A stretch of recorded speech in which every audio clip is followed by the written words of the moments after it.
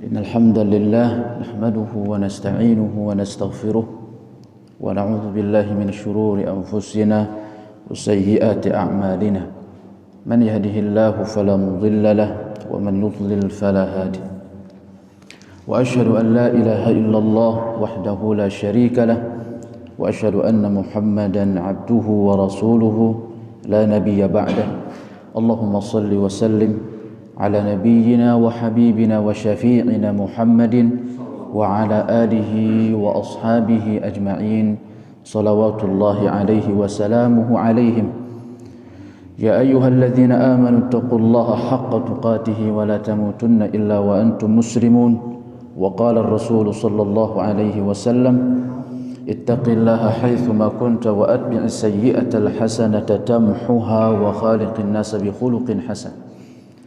Alhamdulillah, di subuh pagi hari ini bapak-bapak saya dan kaum muslimin yang ada di rumah, kembali di pagi hari ini Allah Subhanahu wa taala mengumpulkan kita di tempat yang suci dan mulia ini. Kenapa saya mengatakan suci? Karena masjid tempat yang paling suci. Karena masjid tempat yang paling menjalankan protokol kesehatan. Seseorang datang ke masjid, insya Allah dia tidak datang kecuali dalam kondisi suci, kecuali dalam kondisi bersih dari hadas kecil maupun hadas besar. Maka seyogianya seorang muslim tidak takut untuk datang ke masjid. Makanya semalam saya nanya kepada bapak saya, Pak Qasim, di musala ada kegiatan. Ada Ustaz, alhamdulillah. Baik. Karena di beberapa tempat memang sangat takut untuk mengadakan, bahkan solat jamaah sebagian tidak berani ke masjid. Jangan sampai kita timpang di dalam menjalani fikih Islam. Ke masjid takut, ke mushola takut, solatnya takut, tapi kerja masih jalan. Ya. Atau mungkin kumpul-kumpul di pasar belanja masih jalan, masih ramai. Iya. Nah ini jangan sampai. Nah makanya tujuan kita belajar tauhid untuk mempertebal rasa takut kita kepada Allah Subhanahu wa taala. Ya, akhirnya di rumah enggak sholat, di rumah malas sholat, ke masjid tidak, ke mushola pun tidak. Kaum muslimin, kembalilah ke masjid. Ya, lebih-lebih pemerintah kita alhamdulillah tidak pernah ada yang melarang kembali untuk menutup masjid. Tidak pernah lagi ada yang melarang kita untuk sholat berjamaah. Selama masih masjid dibuka, maka kaum muslimin wajib untuk datang ke masjid. Kaum muslimin wajib untuk menjawab dari panggilan Allah Subhanahu wa taala. Baik, alhamdulillah, dan di musalla rata-rata pakai masker ya, alhamdulillah. Baik, kita kembali di subuh pagi hari ini bapak saya. Setelah kita menatap semakin hari semakin kita jauh berpisah dengan bulan apa? Bulan suci Ramadan. Bulan suci Ramadan semakin jauh, semakin hari kita berpisah dengan bulan suci Ramadan. Maka setelahnya bapak saya, bagaimana kita mempertebal atau mempertingkat keteguhan pendirian kita atau keistiqamahan kita di atas ibadah-ibadah yang sudah kita bangun selama bulan suci Ramadan. Karena di antara tanda besar seseorang itu sukses di bulan suci Ramadan, dia mampu untuk menjaga amal solehnya kalaupun dia sudah keluar dari bulan suci Ramadan. Ini yang disebut dengan istiqamah. Ya, karena di antara makna besar yang dikandung oleh ketakwaan itu adalah istiqamah. Maka ketika Allah Subhanahu wa taala berfirman, ya ayyuhalladzina amanu kutiba alaikumus shiyam kama kutiba 'alal ladzina min qablikum la'allakum tattaqun, agar kalian menjadi orang yang bertakwa. Baik, di tempat ini kita ingin sebut sedikit bahwa ketakwaan di sisi Allah, ketakwaan di sisi Islam, sebagaimana makna besar atau umum yang dikandung oleh makna ketakwaan, melaksanakan perintah dan menjauhi larangan. Tapi lebih luas dari itu, bahwa ketakwaan itu bagaimana seseorang merawat kesabaran. Yang kemarin mungkin sebelum bulan suci Ramadan kurang sabar, maka keluar dari bulan suci Ramadan karena sudah terlatih, maka lebih sabar lagi. lebih sabar lagi. Yang mungkin istri mungkin suka comel di rumah atau suka marah-marah di rumah enggak jelas, sabar. Maka itu hijrah ketakwaan atau hijrah seorang yang bertakwa itu bukan hanya hijrah dari sisi zahir, tetapi dia hijrah dari sisi batin. Itu muttaqun, itu orang-orang yang bertakwa. Yang tadinya suka bentak istri, berubah dia tabiatnya, tidak lagi suka bentak istri. Yang tadi suka mukul istri, sekarang berubah lagi tabiatnya, tidak lagi suka mukul istri. Itu disebut dengan orang bertakwa, yaitu orang yang bagaimana merawat sisi kesabaran. Lebih dari itu juga, ketakwaan adalah berbicara atau merawat bagaimana tentang merawat keteguhan pendirian atau keistiqamahan. Semua makna-makna ini dikandung bapak saya di dalam sebuah surat di dalam surat Hud kalau tidak salah ya. Di situ Allah Subhanahu wa taala berfirman ya, yang memaknai tentang beberapa sisi makna ketakwaan itu. Ya, ada kadang Allah menyebut ketakwaan itu kesabaran, ada kadang Allah menyebut ketakwaan itu istiqamah. Tentang kesabaran, Allah Subhanahu wa taala berfirman kepada baginda Rasulullah sallallahu alaihi wasallam. Allah Subhanahu wa taala berfirman, "Fasbir, innal 'aqibata lil muttaqin." Bersabarlah engkau wahai Muhammad, karena sesungguhnya akhir hidup yang indah itu hanya milik orang-orang yang bertakwa. Sebelumnya Rasulullah sallallahu alaihi wasallam diberikan pelajaran tentang itu. Dihadirkan kisah tentang Nabi Nuh alaihi salam. Nabi Nuh alaihi salam bapak saya sebagaimana kita kenal bahwasanya beliau nabi atau rasul yang Allah utus berapa tahun? 950 tahun, mendekat ke angka 1000. Wa ma amana ma'ahu illa qalil. Tidak ada yang beriman kepada Nabi Nuh kecuali sedikit saja. Ya, karena kebanyakan umat pada saat itu membangkang kepada dakwahnya Nabi Nuh alaihi salam. Tetapi karena berkat keuletan, karena berkat keteguhan pendirian, karena berkat keistiqamahan, maka Nabi Nuh alaihi salam diindahkan dari akhir hidupnya. Maka siapa yang ingin diindahkan akhir hidupnya, dengarkan ini. Ya, supaya akhir hidupnya itu husnul khatimah, agar akhir hidupnya itu keindahan. Karena berkat keuletan dari dakwahnya Nabi Nuh alaihi salam, maka Allah menghukum kaum yang membangkang, menyelamatkan Nuh bersama kaumnya, dan Allah memberikan surga kepada Nuh dan kaumnya. Maka Allah katakan kepada baginda Rasulullah, tilka min amba'il ghaibi nuhiha ilaik. Seakan-akan Allah ingin mengatakan, ya Muhammad, ini adalah kabar gaib yang aku ceritakan kepada engkau. Ma kunta ta'lamuha anta wala qaumuk, yang engkau sendiri dan kaummu tidak mengalami kondisi itu. Karena Rasulullah dengan umat tidak mengalami kondisi di mana Nabi Nuh dilempar oleh apa? Dilempar oleh kotoran.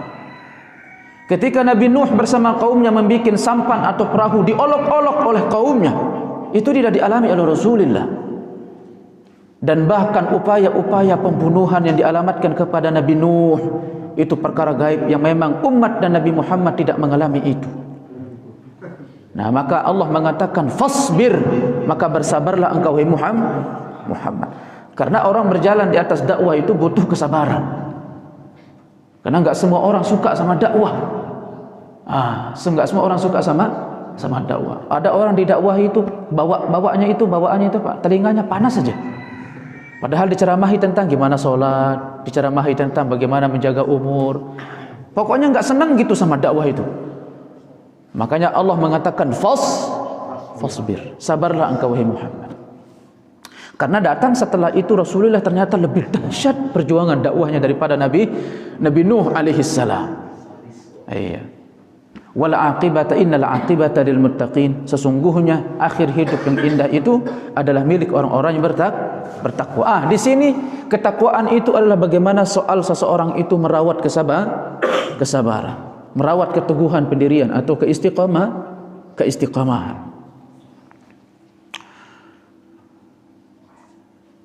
Baik, bagi orang bertakwa akhir hidup yang indah. Akhir hidup yang indah. Kayaknya menuju ke ana ini. Syukran jazakumullah khairan. Soalnya biasanya ana pertama, ini ana terakhir nih biasa. Syukran jazakumullah. Baik, bagi orang yang bertakwa itu akhir hidup yang indah. Allah Subhanahu wa taala berfirman, Innal muttaqina fi jannatin wa na'im. Sesungguhnya bagi orang-orang yang bertakwa itu surga dan kenikmatan. Karena memang tidak ada bagi orang bertakwa kecuali masuk surga. Dan itu cita-cita terbesar kita. Agar bagaimana kita semua bisa masuk surga. Amin. Ya, kita di sini duduk bersama masuk surga bersama. Amin. Sebagaimana kita kemarin di musalla i'tikaf bersama di pojokan, ngobrol bersama di musalla. Amin. Innal muttaqina fi jannatin wa na'im. Yang tidur di rumah enggak ikut salat ya enggak masuk surga. Ya Pak Kasimnya. Iya. Yang di sini aja masuk surga nanti. Musalla ini sebagai sampan untuk menuju surga. Ini tidak saya, ini kelakar saya benar Bapak saya ya. Makanya Rasulullah sallallahu alaihi wasallam mengatakan, "Man salaka tariqan yaltamisu fihi ilman, sahhalallahu bihi tariqan ilal jannah." Siapa yang keluar dari rumahnya untuk menuju atau berjalan di atas jalan menuntut ilmu. Maka apa kata Rasulullah? Sahhalallahu bihi. Maka Allah akan mudahkan dengan itu. Dengan itu kata Rasulullah atau kata para ulama ada dua hal dengan itu. Pertama, dengan itu maksudnya berjalan di atas jalan ilmu. Bapak keluar dari pintu rumah berjalan. Itu dengan itu. Kemudian kedua, dengan itu maksudnya dia duduk di majelis, dia bawa pulpen, dia bawa buku. Iya.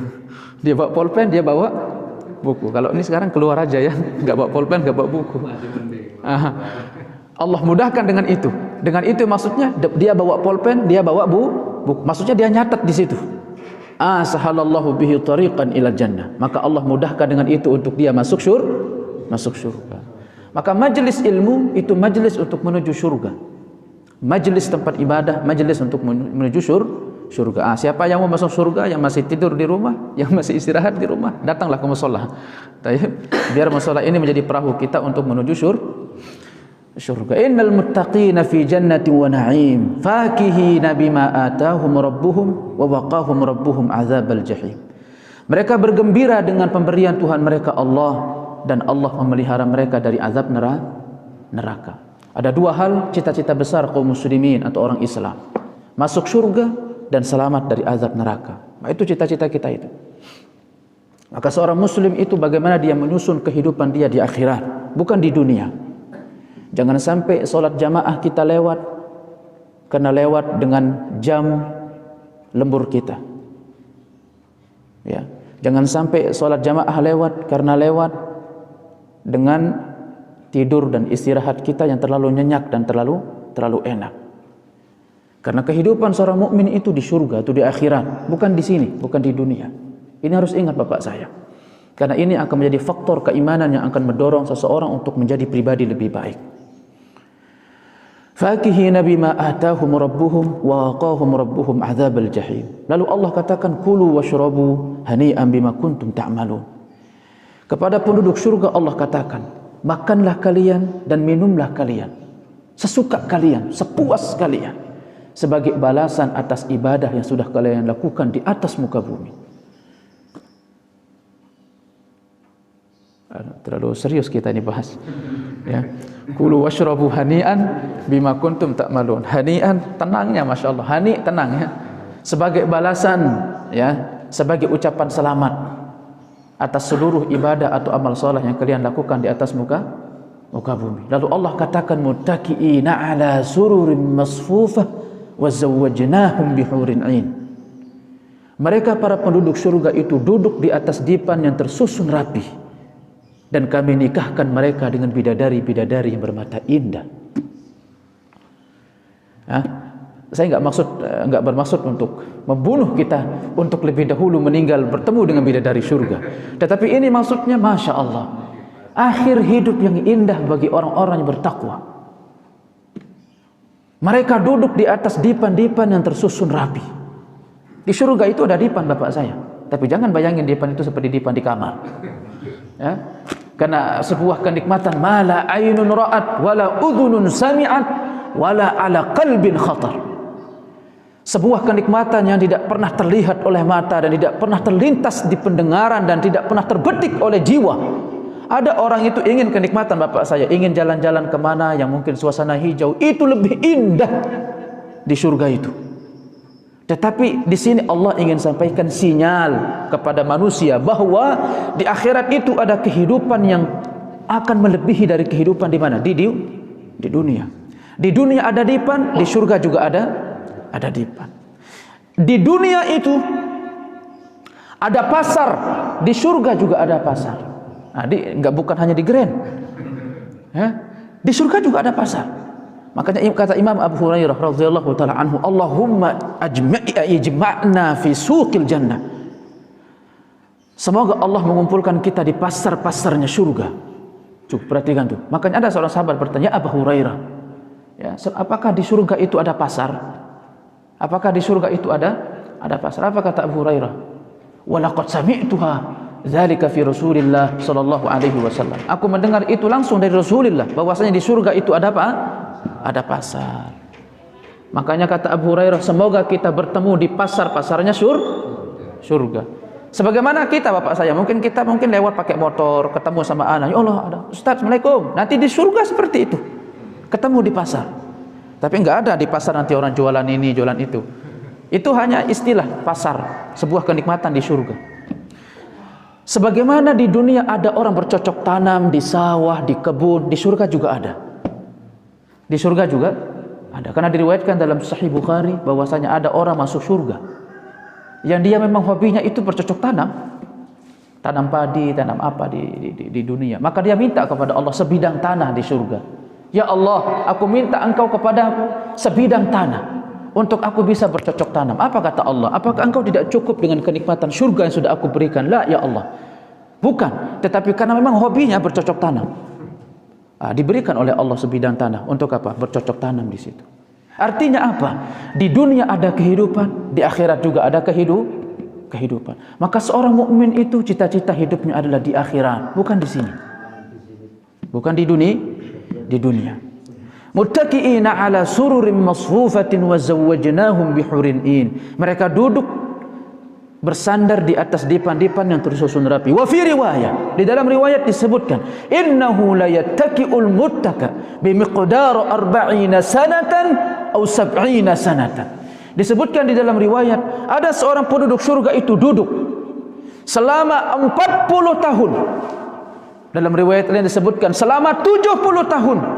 Ma yatahawwal wa la yamallu, di mana posisi duduknya itu tidak pernah berubah posisinya sedikit pun dan mereka tidak pernah merasa bosan. Perhatikan bapak saya, selama 40 tahun dia duduk dan tidak pernah berubah posisinya. 70 tahun tidak pernah berubah posisinya.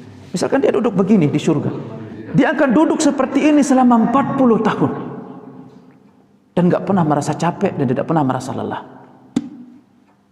Di mana itu? Di surga. Ya kalau kita di dunia, masya Allah, kemarin tarawih kita sholat aja 15 menit, protes. Ya, karena kaki kesemutan, nggak kuat kaki. Ya kita aja duduk nggak kajian 1 jam, masya Allah, udah ke kanan, udah ke kiri. Di surga berapa tahun? 40 tahun. Bahkan berapa tahun? 70 tahun. Padahal 1 tahunnya di surga itu berapa tahun di bumi? 1000 tahun. Ya Rabb, selama itu ada orang duduk nggak pernah berubah posisi duduknya karena sebuah kenikmatan. Kenapa bapak saya? Coba dengar. Coba sebuah permisalan lah. Kita lagi duduk-duduk di rumah. Tiba-tiba ada hadiah datang masuk, sesuatu yang tidak kita kenal. Boxnya besar, pasti kan kita mikirnya enggak kan? Apakah ini isinya TV atau apakah isinya apa? Kenikmatan. Ada orang sampai lupa duduknya.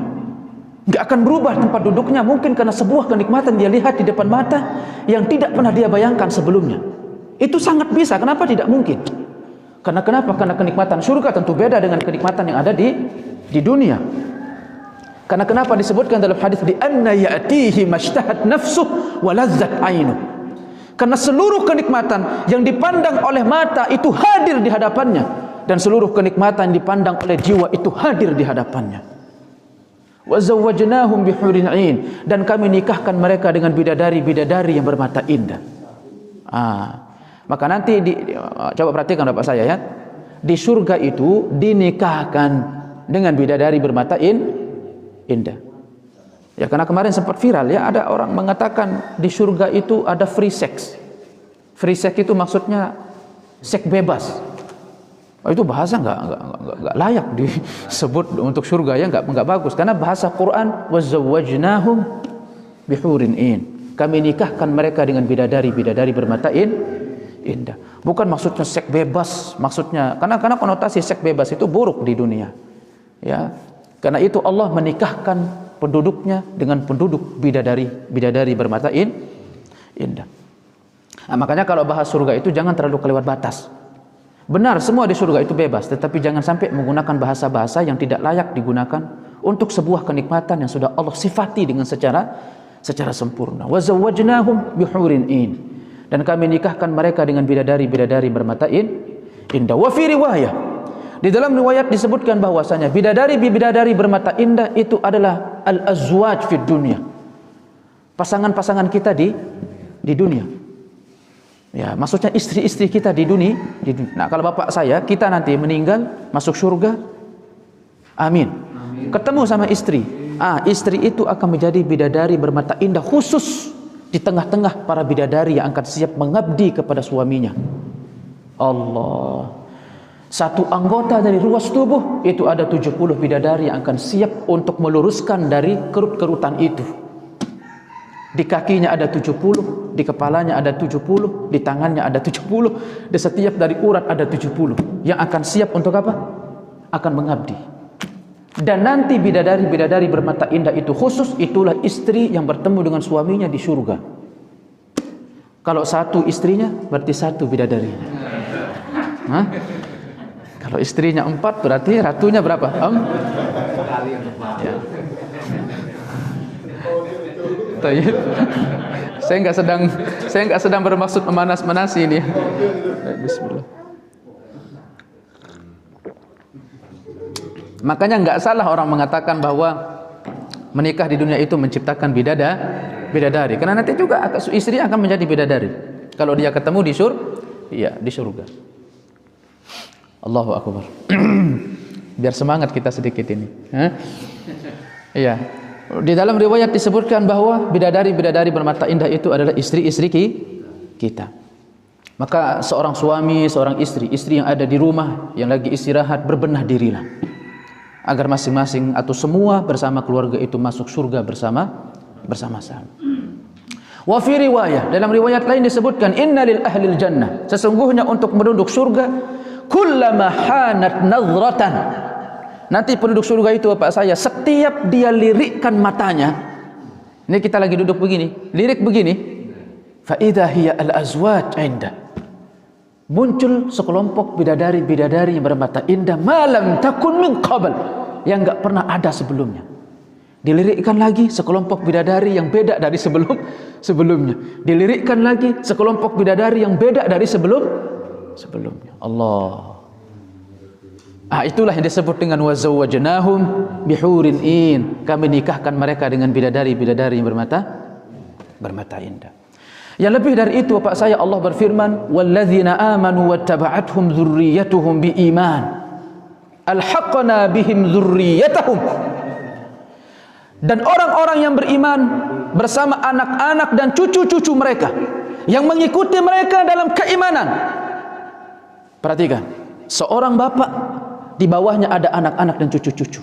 Seorang bapak di depannya ada istri-istri. Seorang bapak dia ada bapak dan ibunya di atas. Seorang bapak dia memiliki paman, dia memiliki kakak.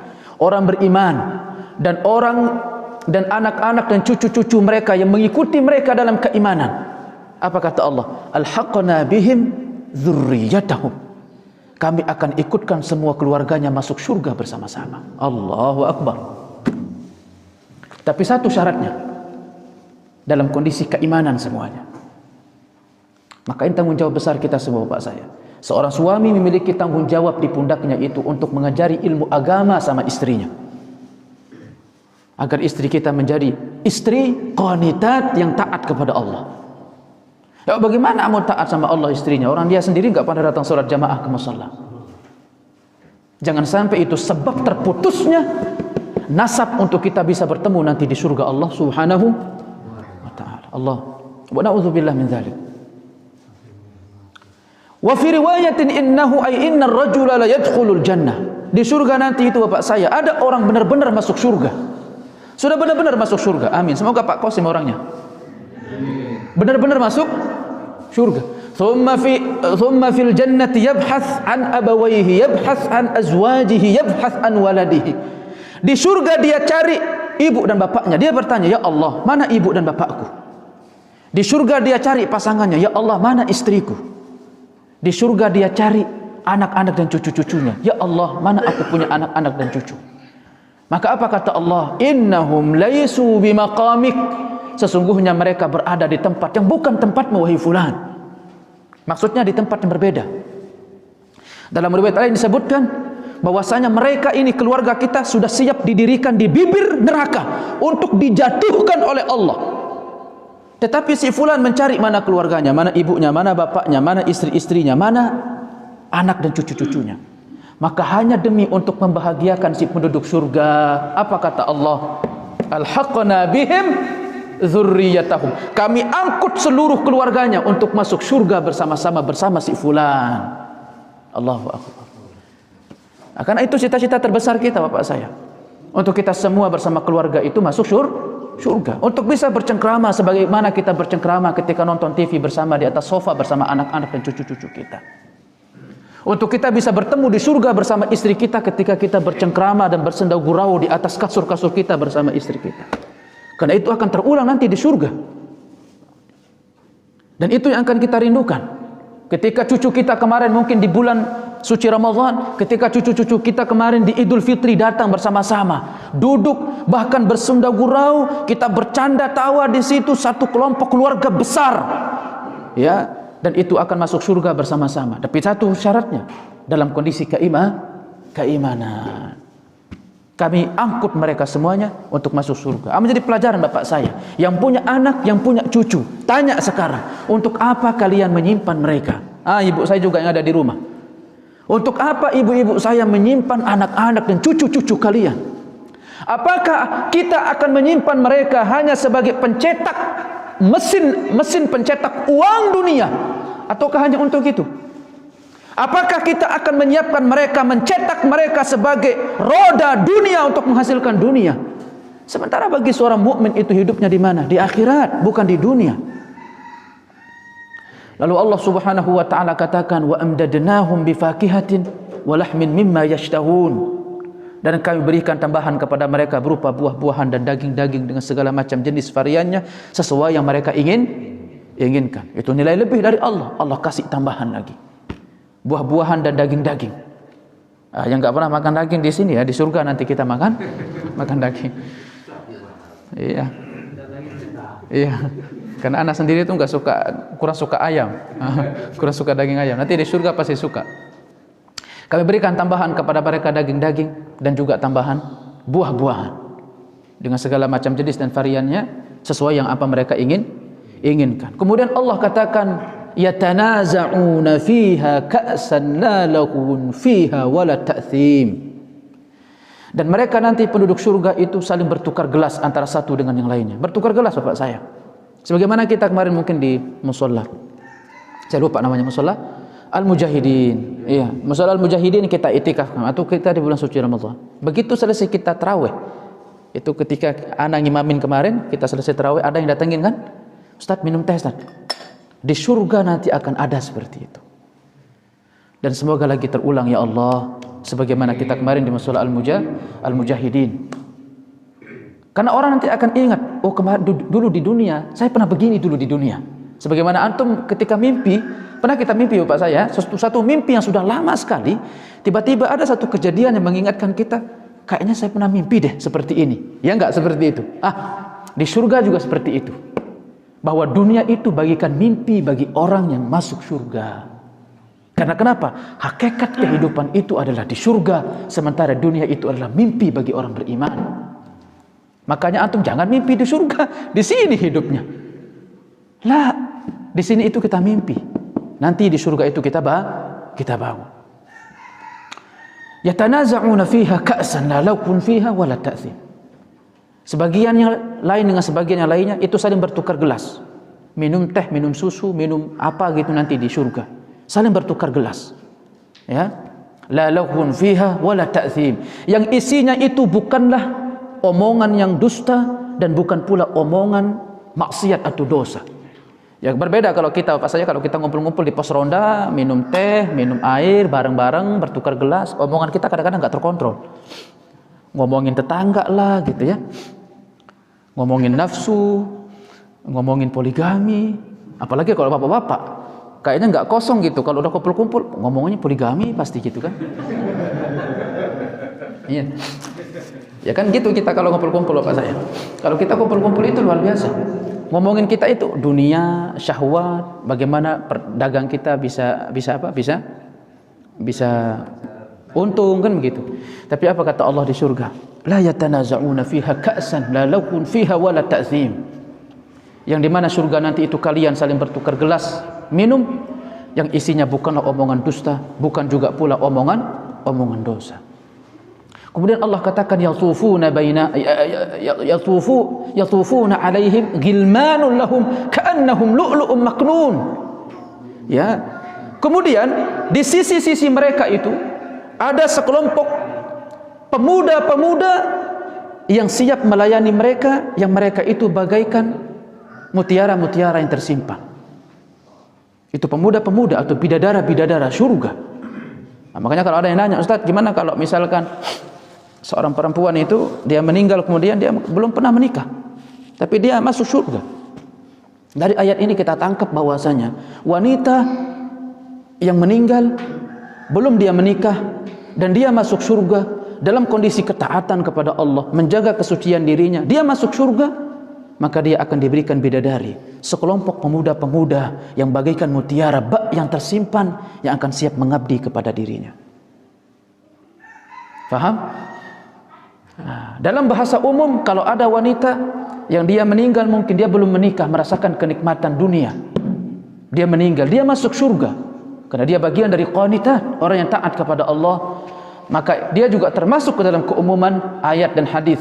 Setiap dia mendirikan matanya, maka di situ akan ada pasangan-pasangan yang akan siap mengabdi kepada dirinya. Makanya jangan takut.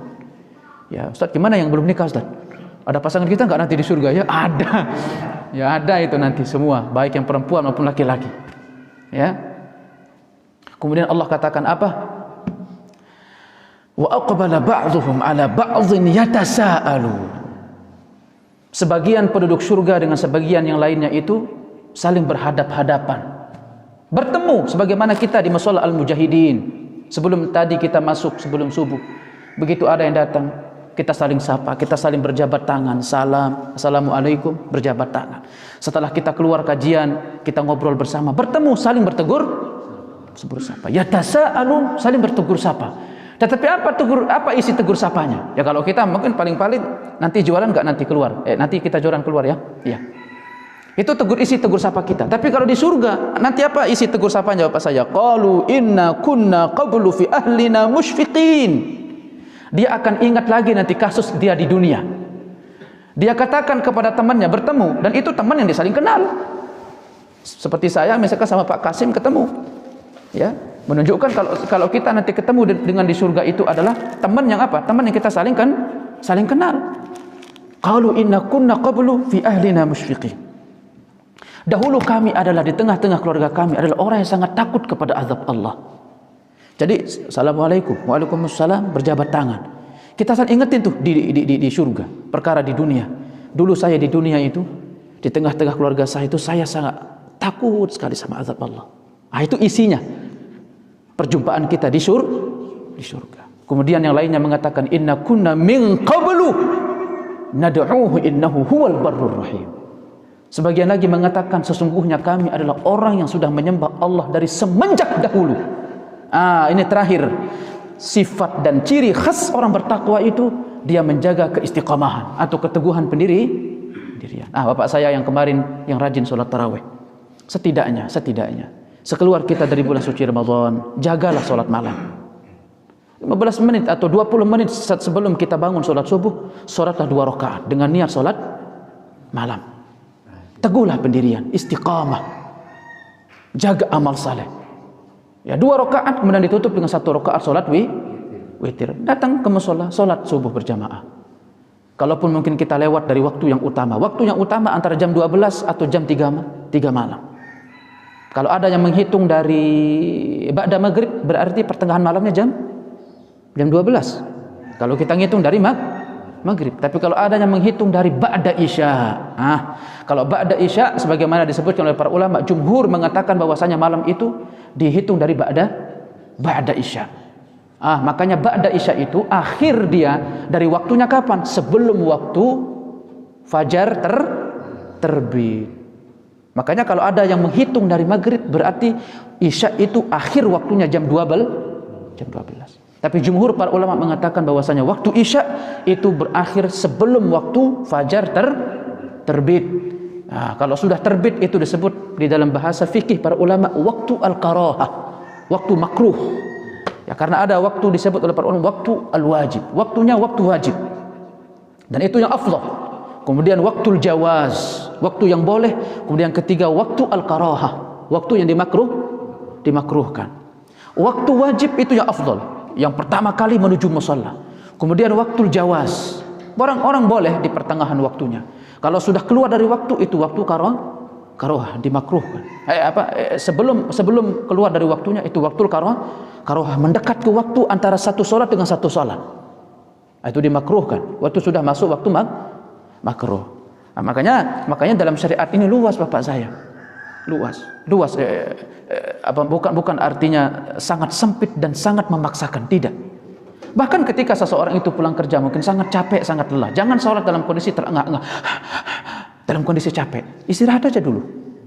Karena waktu sholat itu dibagi menjadi 3. Istri-istri juga di rumah jangan terlalu ingin jangan terlalu ingin kelihatan solehah di depan suaminya. Baru pulang suaminya, kamu sholat sana. Suaminya lagi capek, lagi baru pulang begitu ya. Ya, orang lagi capek, istirahat dulu. Istirahat dulu. Taib. Ya, biar untuk melepaskan lelah. Bahkan nggak apa-apa mungkin kalau misalkan badan kondisi tidak enak, panas, daripada sholat dalam kondisi seperti itu nggak apa-apa, mandi aja dulu, nah setelah mandi baru sholat. Baik, saya lupa sampai mana tadi. Sampai mana? Ya tanaza'una, apa ayatnya tadi? Sampai apa tadi? Wa aqbala ba'dhum 'ala ba'dhin yatasaalun. Mereka saling bertegur sapa. Ya, inna kunna min qablu nad'u innahu huwal barrur rahim. Iya. Jadi sifat ciri khas dari orang yang bertakwa itu adalah menjaga keistiqamahan. Menjaga istiqamahan. Di bulan suci Ramadan ada puasa. Maka kita di luar bulan suci Ramadan ada puasa sunnah. Maka istiqamahlah. Setidaknya jagalah puasa Senin dan Kamis. Kemudian di bulan suci Ramadan kita rajin sedekah. Keluar dari bulan suci Ramadan bersedekahlah. Jagalah keistiqamahan. Maka Allah berfirman, kita tutup dengan firman Allah, innal ladzina qalu rabbunallah tsumma istaqamu. Sesungguhnya orang-orang yang berkata Tuhan kami adalah Allah, kemudian dia meneguhkan pendirian. Datang seorang laki-laki kepada Rasulullah, bertanya kepada Rasulullah sallallahu alaihi wasallam, "Ya Rasulullah, qul li fil Islam qawlan la as'alu anhu ahadan ba'dak." Ya Rasulullah, katakan kepadaku tentang sesuatu di dalam agama Islam yang tidak akan aku bertanya kepada engkau setelahnya ya Rasulullah. Atau yang tidak akan aku bertanya kepada selain engkau ya Rasulullah setelah engkau. Lalu Rasulullah berkata kepada si pemuda, "Qul amantu billahi tsumma istaqim." Katakanlah aku beriman kepada Allah, kemudian istiqamahlah. Kemudian teguhlah pendirian. Innal ladzina qalu rabbuna Allah tsumma istaqamu. Sesungguhnya orang-orang yang berkata Tuhan kami adalah Allah, kemudian dia istiqamah. Ada para ulama menyebutkan bahwasanya orang-orang yang berkata Tuhan kami adalah Allah, maksudnya adalah al-ikhlas, menjaga keikhlasan.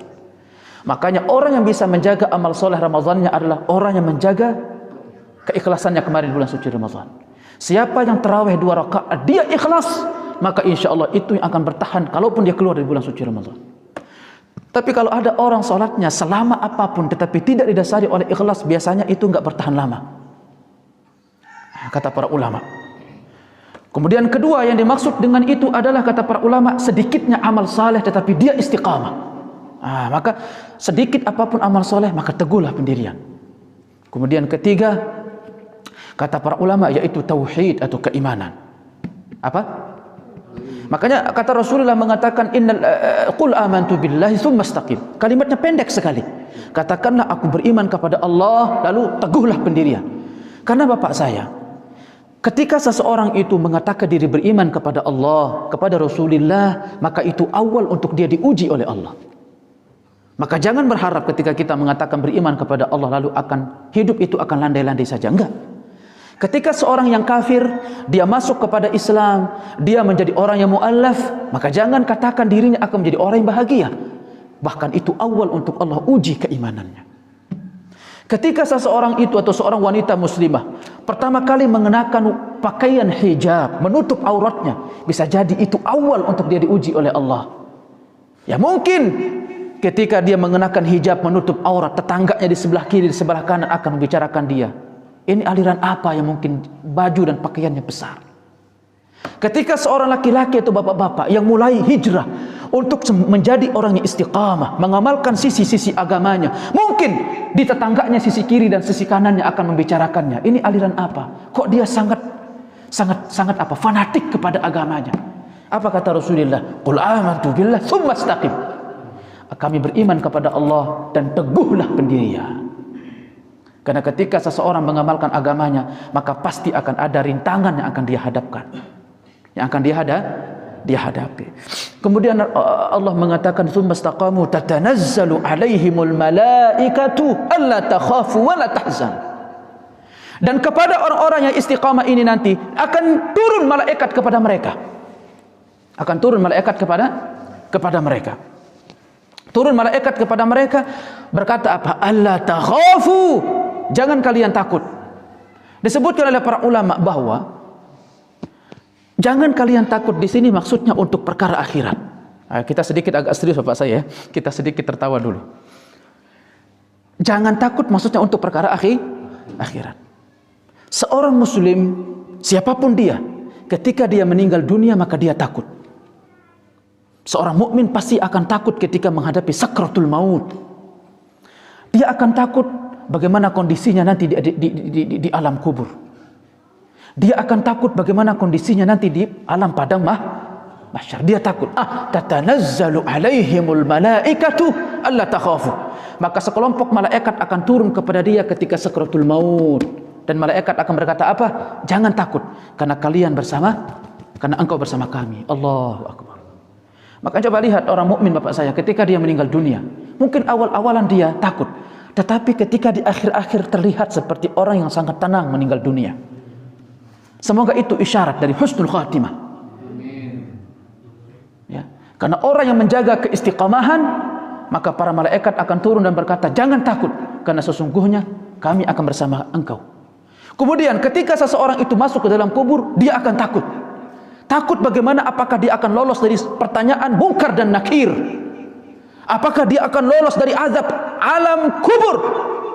Tatanazzalu alaihimul malaikah alla takhafu. Sebagian para malaikat turun dan berkata, jangan kalian takut, sesungguhnya kami bersama engkau. Ketika seorang mukmin itu dibangunkan dari alam kubur untuk menuju padang mahsyar, semua orang takut apakah nanti di padang mahsyar orang selamat atau tidak. Saat hari di mana orang itu dicecar oleh Allah untuk mempertanggungjawabkan seluruh amal perbuatannya di dunia, semua orang takut. Tatanazzalu alaihimul malaikatu alla takhafu. Sekelompok malaikat datang dan mengatakan kepada dia, jangan takut, kami bersama engkau. Ketika seorang itu untuk lewat di jalan Siratal Mustaqim, semua orang takut. Apakah dia selamat atau tidak? Apakah dia jatuh atau tidak? Karena jalan Siratal Mustaqim adalah merupakan ujian akhir bagi seseorang untuk dia menuju surga. Penghubung antara padang mahsyar menuju surga. Di bawahnya itu neraka jahanam. Siapa yang masuk atau siapa yang selamat berjalan di Siratal Mustaqim, dia pasti masuk surga. Dia pasti masuk surga. Karena sirat itu adalah menuju ke pintu surga. Semua orang takut apakah selamat atau tidak. Tatanazzalu alaihimul malaikatu alla takhafu.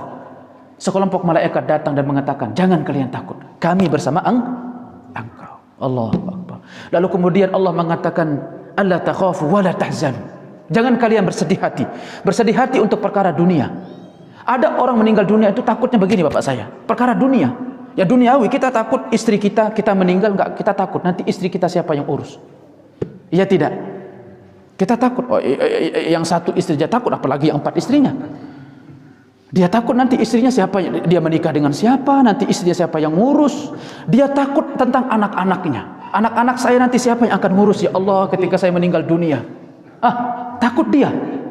Ketika juga ada orang takut tentang hartanya, tentang aset hartanya yang dia sudah depositokan atau yang dia sudah titipkan. Dia takut asetnya siapa yang akan ngurus. Bahkan yang terakhir ada orang itu takut karena hutangnya. Karena hutangnya siapa yang akan sahur hutang saya ya Allah.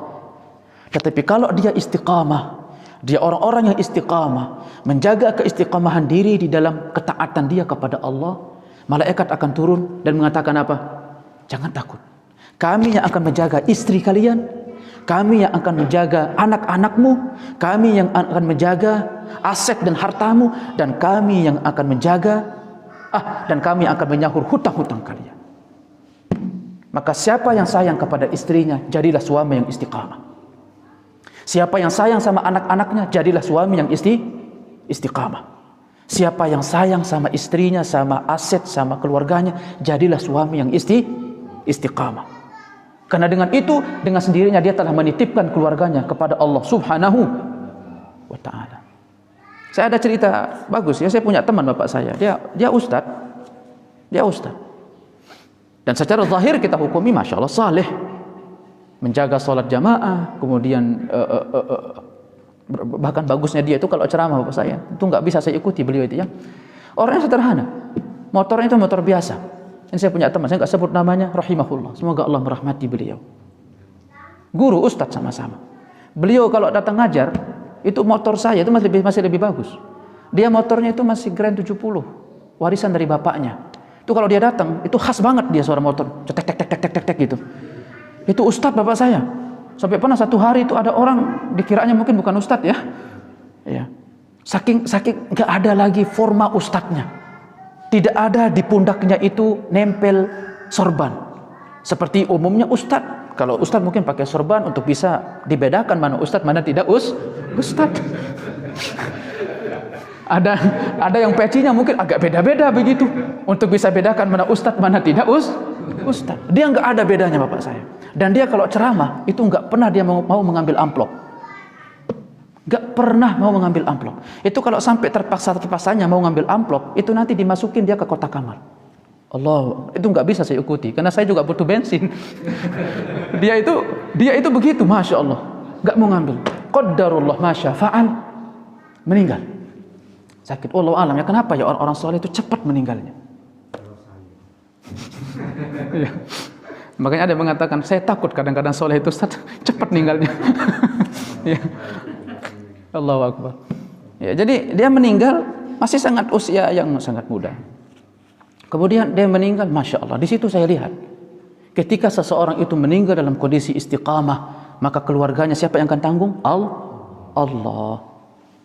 Istrinya diambil oleh seseorang yang jauh lebih baik dari kondisinya. Istrinya tadi nggak ingin menikah, tetapi karena yang datang itu lebih baik daripada suaminya, kondisi agamanya, kondisi hartanya lebih baik, Allah kirim kepada dia seseorang lebih baik untuk menjaga keluarganya. Semua anaknya ditanggung oleh suami yang kedua, pendidikannya segala macam, bahkan hutang-hutangnya, walaupun hutangnya sedikit, karena si ustadz itu rajin hutang. Ternyata rajin hutang itu buat bantu tetangganya di samping kanan sama kiri. Tetapi Allah selamatkan, Allah seluruh hutangnya itu disahur oleh siapa? Suami yang kedua. Allahu Akbar. Itu real kisah nyata. Di situ saya semakin beriman kepada ayat tatanazzalu alaihimul malaikatu alla takhafu wa la tahzanu. Jangan bersedih hati. Kalau engkau orang istiqamah, maka insya Allah istrimu, anak-anakmu, asetmu, hartamu, hutangmu bahkan Allah yang akan tanggung seluruhnya. Makanya kenapa kita bapak saya dalam kondisi susah kita, seakan-akan kondisi kesusahan kita seakan-akan gak ada kunjung waktunya. Mungkin saja orang tua kita meninggal dalam kondisi dia membawa banyak dosa dan kesalahan. Akhirnya apa? Itu diwarisi pun akibatnya kepada anak-anak dan cucunya di belakangan. Maka kita berbenah dirilah. Jangan sampai kondisi itu terulang kembali. Kita sebagai bapak harus kembali kepada Allah dalam kondisi istiqamah. Wallahu a'lam bishawab. Ini kita agak lewat waktunya. Semoga kita menjadi orang yang istiqamah. Dan semoga Allah Subhanahu wa taala mengumpulkan kita ke dalam barisan orang-orang yang bertakwa dan diberikan akhir hidup yang indah. Yang mana akhir hidup indah itu tidak diberikan kecuali bagi orang-orang yang bertakwa. Amin. Amin ya rabbal alamin. Pertanyaan satu saja sebelum kita tutup. Tafadhol.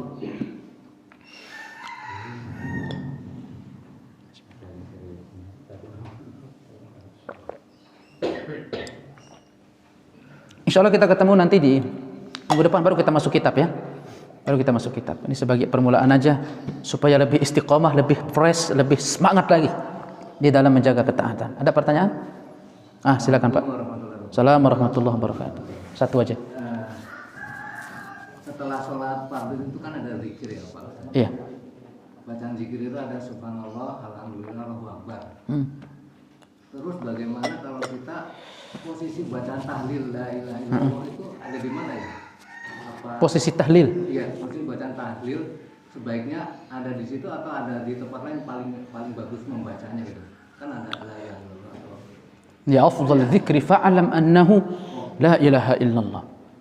Seutama-utama zikir maka ketahuilah dia adalah kalimat la ilaha illallah. Ay man qala la ilaha illallah dakhala al-jannah. Siapa yang mengatakan la ilaha illallah maka dia pasti masuk surga. Konsekuensi dari dua kalimat syahadat asyhadu an la ilaha illallah wa asyhadu anna Muhammadan Rasulullah. Ya. Untuk posisi zikir setelah salat fardu 5 waktu fi waqtil muqayyad, di waktu yang sudah diikat oleh Allah Subhanahu wa taala. Maka di sini dibutuhkan dalil sarih, jelas terkait zikir, sifat zikir, kemudian kalimat zikir, kemudian jumlah zikir. Untuk apa? Untuk litakhlis littiba' lin nabi sallallahu alaihi wasallam. Untuk memurnikan, mempresisikan, menyesuaikan, menyamakan, mempresisikan persis seperti ibadahnya Nabi sallallahu alaihi wasallam. Naam. Maka sebagaimana zikir yang kita kenal dan diketahui, sebagaimana yang datang dari sunnah Nabi sallallahu alaihi wasallam, zikir beliau datang dalam kalimat subhanallah berapa kali? 33 kali. Kemudian alhamdulillah berapa kali? 33 kali. Allahu akbar 33 kali. Kemudian beliau tutup dengan Allahu akbar kabira walhamdulillahi katsira wa subhanallahi bukratan wa asila la ilaha illallah wahdahu la syarika lah lahul mulku wa lahul hamdu yuhyi wa yumiit wa huwa ala kulli syai'in qadir. Itu yang datang dari Nabi sallallahu kepada kita. Maka kata para ulama dia muqayyad. Zikir ini terikat oleh salat 5 waktu. Naam. Lalu di mana la ilaha illallah? La ilaha illallah fi dzikri al-mutlaq. Maka dia la ilaha illallah posisinya di zikir mutlaq. Zikir mutlaq. Silakan mau zikir berapapun itu di tempat yang mutlaq, yang tidak terikat oleh waktu. Datang dulu dengan sifat yang diikat oleh waktu, baru datang dengan sifat yang mutlaq. Paham Pak Qasim? Itu disebut di dalam kaidah-kaidah oleh para ulama di dalam menyebutkan kaidah-kaidah zikir di dalam khusus bab ibadah. Khusus dalam bab ibadah. Maka di antara sifat juga zikir setelah itu adalah membesarkan suara zikir. Membesarkan suara zikir atau mengeraskan suara zikir, menjaharkan suara zikir. Ya. Misalkan saya mengatakan la ilaha illallah wahdahu la syarika lah lahul mulk wa lahul hamdu wa huwa ala kulli syai'in qadir. Jangan zikir itu begini. Itu tidur. Apalagi zikir pakai hati. Harus ucapkan pakai lisan. Iya. Dan kalau bisa keluar suaranya berzikir, ya. Tapi jangan juga terlalu sampai mengganggu yang samping. Tapi jangan sampai sepi. Ya, jangan sampai sepi. Jadi makanya dalam hadis disebutkan Ibnu Abbas mengatakan, "Ma na'rifu inqidha'a salatin Nabi sallallahu alaihi wasallam illa bidzikri." Kami enggak mengetahui selesainya salat Nabi itu kecuali dengan suara zikir. Karena zikir di masjid Nabi itu riuh. Riuh. Zikir di masa Nabi itu suaranya jelas. Maka kata Abu Hurairah, kami enggak mengenal salat itu selesai di masa Nabi kecuali dengan suara zikir. Ada juga mengatakan kecuali dengan ucapan dengan kalimat alhamdulillah atau alhamdulillah. Ini artinya bahwasanya zikirnya Nabi itu besar. Zikirnya Nabi itu bersuara.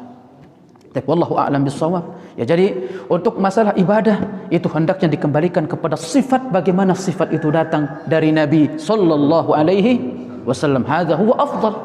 Ini yang lebih utama. Ini yang lebih utama sebagai konsekuensi dari dua kalimat syahadat. Asyhadu an la ilaha illallah wa anna Muhammadar Rasulullah.